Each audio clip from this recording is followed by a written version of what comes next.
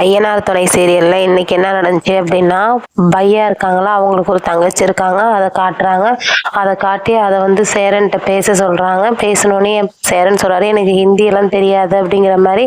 இருந்தாலும் கொஞ்ச நேரம் பேசியிருப்பாரு. பையாவோட வீடு வந்து கம்ஃபர்டபுளா இருக்காது, அங்க எப்படி இருக்கீங்க அப்படிங்கிற மாதிரி கேட்டிருப்பாரு.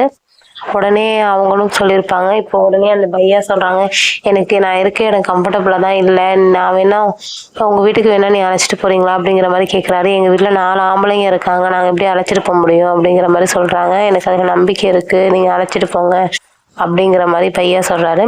இது போயிட்டு இருக்கையில அங்க சோழன் வந்து நிலாவும் அவங்க அண்ணியும் கோயிலுக்கு போயிருக்காங்க. அதை வந்து பயன்படுத்திக்கிறாரு மனோகர் வந்து டிரைவர்னு கூப்பிட்டு சோழனை ரொம்ப அசிங்கப்படுத்துறாரு. நிலாவோட அம்மா வந்து மனோகர்கிட்ட சொல்றாங்க, நிலா இந்த தடவை இங்கிருந்து போவே கூடாது, அவ இங்கதான் இருக்கணும் அப்படின்னு. பசுபதியும் நீங்களும் தான் அதுக்கு காரணமா இருக்கணும் அப்படிங்கிற மாதிரி சொல்லுவாங்க.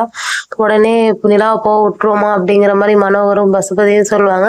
இப்ப அந்த குழந்தைய ஸ்கூலுக்கு அழைச்சிட்டு கொண்டு விடுறதுக்காக அவங்க அம்மா கிளம்புவாங்க, நிலாவோட அம்மா.